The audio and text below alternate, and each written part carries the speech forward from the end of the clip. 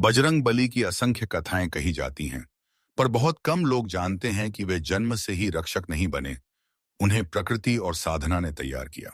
यह कथा उसी समय की है जब वे अपने पराक्रम की सीमा जानना सीख रहे थे, पर अभी तक उनके भीतर की करुणा जगानी बाकी थी। वन के पास एक छोटा सा आश्रम था, जहां कुछ ऋषि और उनके शिष्य रहते थे। हर सुबह वे नदी किनारे यज्ञ करते, मंत्रों की ध्वनि से वे वस्य पवित्र होता और पूरा वातावरण शांति में डूब जाता। वहीं दूसरी ओर बाल हनुमान का स्वभाव बिल्कुल अलग था। वे जिस दिशा में कूदते, वहां हवा का स्वरूप बदल जाता। जब वे गदा घुमाते तो पाई आ रहा भी बई बा है माता रे दद, तो बादल फट जाते।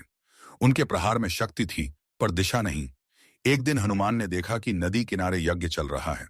उत्साह में वे ऊपर उड़कर मंडप के ऊपर पहुंच गए ताकि मंत्रोच्चार को देखने के लिए। पर अचानक उनकी पूंछ तेजी से घूमी और अग्निकुंड पर ठंडी राख गिर गई। यज्ञ भंग हो गया। ऋषि और शिष्य घबरा गए। आग बुझ गई, धुआं फैल गया। बाल हनुमान को समझ नहीं आया कि वे क्या कर बैठे। उन्होंने बस इतना जाना कि सबकी आंखों में निराशा है। एक वृद्ध ऋषि आगे आए। क्रोध नहीं, कोई तिरस्कार नहीं। वे शांत स्वर में बोले, बेटा, शक्ति जब अनजाने में किसी के कार्य में बाधा बन जाए तो शक्ति भी बोझ बन जाती है। हनुमान चकित रह गए। उन्हें लगा कि वे बहुत बड़े योद्धा हैं, मगर यहां कोई भयभीत नहीं, बस निराश था। उन्होंने पहली बार अपनी शक्ति को अलग नजर से देखा। वे चुपचाप ऋषि के सामने बैठे और बोले, मुझे दिशा सिखाइए। ऋषि मुस्कुराए और बोले, तुम्हें दिशा बाहर नहीं मिलेगी। दिशा भीतर के मौन में जन्म लेती है।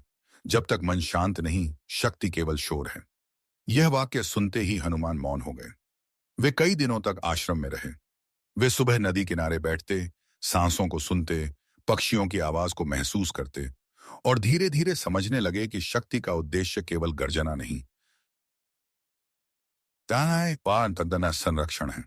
एक शाम जब वे ध्यान कर रहे थे, आश्रम पर अचानक एक दानव ने आक्रमण किया। वह आकार में विराट, स्वर में भयावह और आंखों में क्रोध से भरा हुआ था। वह यज्ञ की अग्नि को चुराना चाहता था। था यह सोचकर कि उसमें अमरत्व की शक्ति है। ऋषि और शिष्य डर गए। दानव हंसता हुआ बोला, तुम्हारी रक्षा कौन करेगा? हनुमान उठे। उनकी आंखों में अब शौर्य की चमक नहीं थी, बल्कि शांत दृढ़ता थी। वे धीरे धीरे आगे बढ़े, जैसे आंधी नहीं, कोई विशाल पर्वत चल रहा हो। दानव ने हमला किया, पर हनुमान ने आक्रमण नहीं लौटाया। उन्होंने बस अपनी गदा उठाई और जमीन पर हल्का सा प्रहार किया। भूमि फट गई, ध्वनि पूरे वन में गूंज गई। दानव कांप उठा। उसने सोचा कि यदि यह बालक इतना शांत प्रहार कर सकता है, तो उसके वास्तविक क्रोध का प्रभाव कैसा होगा। वह भयभीत होकर भाग गया। पूरा आश्रम नतमस्तक हो गया। ऋषि बोले, आज तुमने पहली बार शक्ति का उचित उपयोग किया। तुमने जीता नहीं, बचाया है। हनुमान मुस्कुराए। उन्हें पहली बार समझ आया कि पराक्रम का अर्थ किसी को हराना नहीं, साना नहीं, बल्कि किसी को बचाना है। उस दिन से उनका हृदय करुणा से भर गया। वे अब केवल वानर योद्धा नहीं थे, वे रक्षक बनने की शुरुआत कर चुके थे। आने वाले समय में यह करुणा उन्हें राम के सबसे प्रिय, सबसे विश्वास पात्र और सबसे समर्पित पात्र बनाती। उनकी गदा केवल युद्ध का हथियार नहीं, एक प्रतिज्ञा बन गई। शक्ति वहीं चलूंगा जहां धर्म की रक्षा होगी।